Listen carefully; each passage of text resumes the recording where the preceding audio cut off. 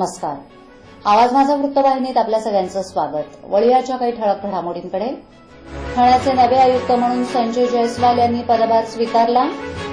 ठाण्यात गुरुवारी पाणी नाही आणि भिवंडीत 15 वर्षीय अल्पवयीन मुलीवर सामूहिक बलात्कार.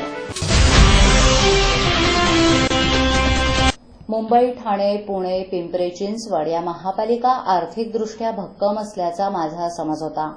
मात्र पालिका कर्मचाऱ्यांचे पगारही देता येतील की नाही एवढी ठाणे पालिकेची बिकट अवस्था बघून धक्काच बसला. ही परिस्थिती बदलण्यासाठी काटेकोर करवसुली आणि उत्पन्नाचे नवे स्रोत शोधण्यावर भर असेल. निष्क्रिय अधिकाऱ्यांची गय केली जाणार नाही. मला काम झेपलं नाही तर मी सुद्धा इथून बदली करून घेईन, अशा स्पष्ट शब्दात ठाणे महापालिकेचे नवे आयुक्त संजीव जयस्वाल यांनी आपलं प्राधान्य आर्थिक शिस्तीला असेल असं सोमवारी स्पष्ट केलं. पालिकेचे मावळते आयुक्त असीम गुप्ता यांच्याकडून सोमवारी संजीव जयस्वाल यांनी पदभार स्वीकारला. त्यानंतर पत्रकारांशी अनौपचारिक गप्पांमध्ये त्यांनी आपल्या पुढील कारकिर्दीची दिशा स्पष्ट केली. आर्थिक वर्ष संपण्यास 2.5 महिना शिल्लक असताना बजेटमध्ये अपेक्षित असलेले 44% उत्पन्नही पालिकेच्या तिजोरीत जमा झालेलं नाही. ठाण्यासारख्या मोठ्या शहरात मालमत्ता करातून फक्त 380 कोटी रुपयांचं उत्पन्न हे सुद्धा व्यवहार्य वाटत नाही. एलबीटी जाईल तेव्हा जाईल, तूर्त आहे त्या कराची काटेकोर वसुली व्हायलाच हवी, अशी रोखठोक मतं आयुक्तांनी यावेळी मांडली.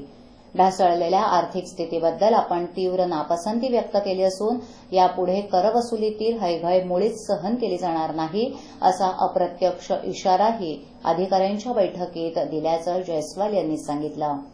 कराचा बोजा पडेल या भीतीपोटी ठाणेकरांनी 3 वर्षापूर्वी हाणून पाडलेल्या मूल्यवर्धित मालमत्ता कर प्रणाली येत्या आर्थिक वर्षात लागू करण्याचे सुतोवाच नव्या आयुक्तांनी दिलेत. ही कर प्रणाली उत्तम आणि जनतेच्या हिताची असून लोकप्रतिनिधी आणि ठाणेकरांना विश्वासात घेऊनच ती राबवली जाईल, असंही त्यांनी स्पष्ट केलंय. ठाणे महानगरपालिका हद्दीत घर घेताय का? मग ते अनधिकृत तर नाही ना, याची खातर जमा करा. अनधिकृत घर घेणं हा विकणाऱ्यासोबत विकत घेणारा देखील तितकाच दोषी असतो. तेव्हा घराची डोळस खरेदी करा.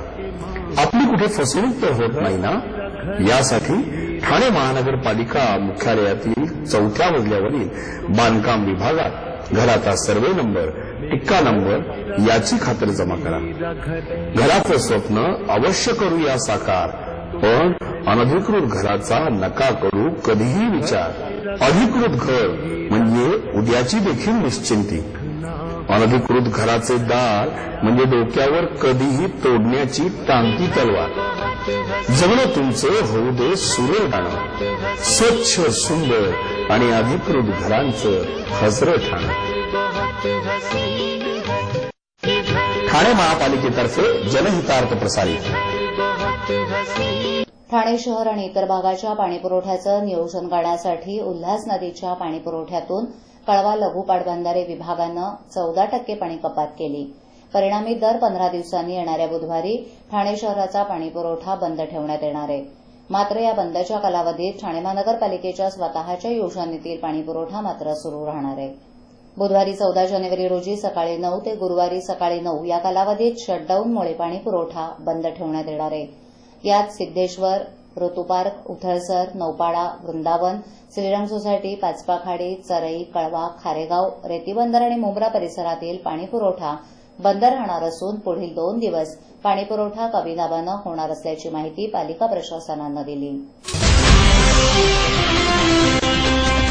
ठाणे परिवहन सेवेच्या उत्पन्नाला लागलेली गळती दूर होत नसली तरी बसेसवर जाहिरात प्रदर्शित करून उत्पन्नाचं स्रोत वाढवण्याचे प्रयत्न परिवहन प्रशासनाकडून सुरू आहेत. 108 जुन्या भाडेतत्वावरील 25 JNNRUM अंतर्गत सेवेत असलेल्या 160 बस अशा एकूण 293 बस नव्यानं दाखल होत असलेल्या JNNRUM अंतर्गत 230 बस मिळून 523 बसवर जाहिरातीचे हक्क देऊन त्यापोटी सुमारे 11 कोटींचं उत्पन्न मिळवण्याचे प्रयत्न सुरू आहेत. 293 बसेसवर जाहिरात प्रदर्शित करण्याबाबत आधीच निविदा सूचना देण्यात आल्या आहेत. त्यापैकी 29 बस निविदाकाराने मागणी केल्यानुसार जाहिरातीसाठी रंगवण्यास देण्यासाठीचा प्रस्ताव अटी शर्तींसह पुन्हा सादर केला आहे. या सादर झालेल्या प्रस्तावानुसार 5,80,14,000 इतकं जाहिरात मूल्य गृहीत धरलं आहे. तसंच JNRUM अंतर्गत परिवहन सेवेच्या ताफ्यात 230 नवीन बसेस दाखल होणार आहेत. त्यावरील प्रदर्शित होणाऱ्या जाहिरातीमधून अंदाजे 5.5 कोटी रुपयांचं उत्पन्न अपेक्षित आहे. दोन्ही प्रस्ताव महासभेत मंजूर झाल्यानंतर बसेसवर विविध जाहिराती झळकणार आहेत. त्यामुळे परिवहन सेवेची आर्थिक तंगी थोड्या प्रमाणात का होईना दूर होण्यास मदत होणार आहे. त्याचप्रमाणे जाहिरात उत्पन्नासाठी परिवहन सेवेनं बस थांब्यांचा पर्याय निवडला होता. परंतु हे प्रकरण न्यायालयात गेल्यामुळे उत्पन्नावर मर्यादा आल्या होत्या. मुळात ठेकेदारांनी बांधलेले बस थांबे हे वादात सापडल्यामुळे ठाणे शहरात असलेली बस थांब्यांची संख्या निश्चित झालेली नाही. त्यामुळे मिळणारं उत्पन्न संशयाच्या फेऱ्यात अडकलंय. आता बसेसवरील जाहिरातीमधून मिळणारं उत्पन्न परिवहनच्या तिजोरीत किती जमा होतं यावरच परिवहनचा गाडा सुरळीत होण्यास मदत होणार आहे.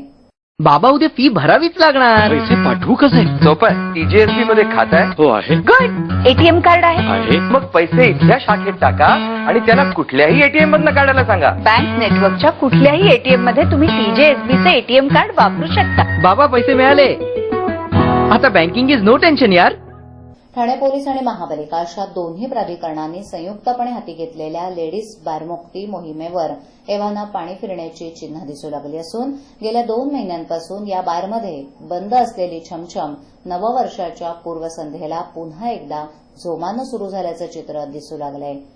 ठाणे, कळवा, मुंब्रा या शहरांमधील 52 लेडीज बारपैकी बहुतांश बारची बांधकामं बेकायदा आहेत.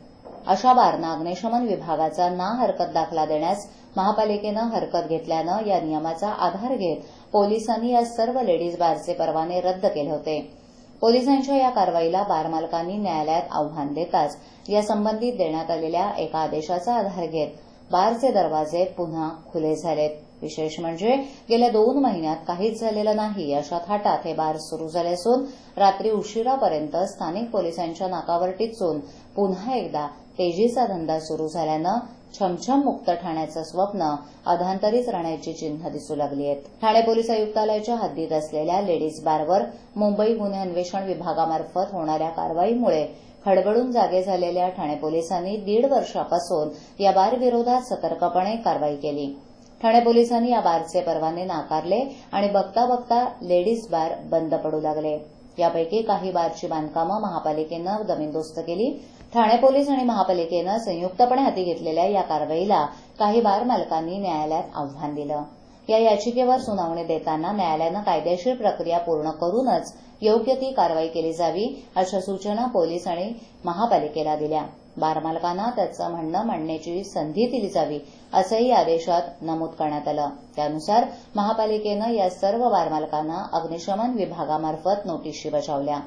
दरम्यानच्या काळात या बारना अग्निशमन विभागाचे दाखले मिळावेत यासाठी ठाण्यातील काही राजकीय नेत्यांनी मध्यस्थीचे प्रताप सुरू केल्याची चर्चा होती. रात्री उशिरापर्यंत या बारमधील छमछमाट पुन्हा सुरू झाला असून 2 ते 2.5 महिन्यांच्या विश्रांतीनंतर सुरू झालेल्या धंद्यामुळे बारमुक्तीच्या मोहिमेविषयी प्रश्नचिन्ह उपस्थित केलं जात आहे.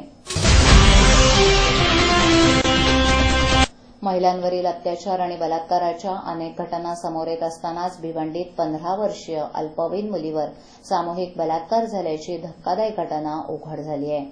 या प्रकरणी तालुका पोलीस ठाण्यात गुन्हा दाखल करण्यात आला असून एका नराधमास पोलिसांनी अटक केली आहे, तर 2 जण फरार झाले असून पोलीस या दोन्ही फरार आरोपींचा शोध घेत आहेत.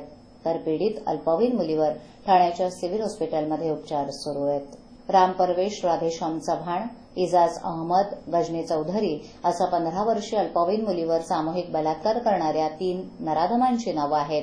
यातील आरोपी रामप्रवेश हा पोगाव फाटा इथे पीडित मुलीच्या शेजारी राहत असून आरोपी इजाज आणि गजनी यांचे रामप्रवेशच्या घरी नेहमी येणं जाणं होतं. आरोपी गजनी याचा पीडित मुलीवर डोळा असून त्यानं पीडित मुलीस लग्नाची मागणी देखील टाकली होती. त्या मागणीस पीडित मुलीनं नकार दिला होता. याच गोष्टीचा मनात राग आणून या 3 आरोपींनी पीडित मुलीचे चाविंद्रा इथे अपहरण करून तिला 5 जानेवारी रोजी तालुक्यातील वडून नवघर येथे एका खोलीत नेऊन तिच्यावर सामूहिक बलात्कार केला. त्याचबरोबर घडला प्रकार कुणास सांगितल्यास पीडित मुलीस जीवे ठार मारण्याची धमकी देखील दिली होती.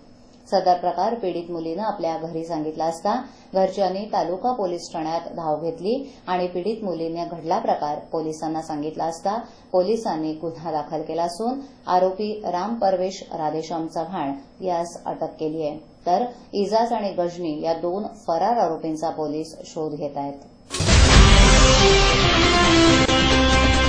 आजच्या ठळक घडामोडी शेवटी पुन्हा एकदा. ठाण्याचे नवे आयुक्त म्हणून संजय जयस्वाल यांनी पदभार स्वीकारला. ठाण्यात बुधवारी पाणी नाही आणि भिवंडीत 15 वर्षीय अल्पवयीन मुलीवर सामूहिक बलात्कार. आपल्या विभागातील काही सूचना अथवा समस्या असल्यास आमच्यापर्यंत जरूर पोहोचवा. आम्ही तुमचा आवाज नागरिकांपर्यंत नक्की पोहोचवू. आम्हाला संपर्क करण्यासाठी आमचा पत्ता आवाज माझा 103 सायलेक, आदर्श नगर समोर कोलवाड रोड, ठाणे पश्चिम. आमचा दूरध्वनी क्रमांक 9773503326. आमचा ईमेल आयडी awazmaza.tvnews@gmail.com. आवाज माझावरील एखादी बातमी पाहिजे राहून गेली असल्यास युट्यूबवर ती तुम्ही पाहू शकता. तर मग उद्या पुन्हा भेटू याच वेळी याच ठिकाणी काही नवीन घडामोडींसह आवाज माझा वृत्तवाहिनीत. तोपर्यंत नमस्कार.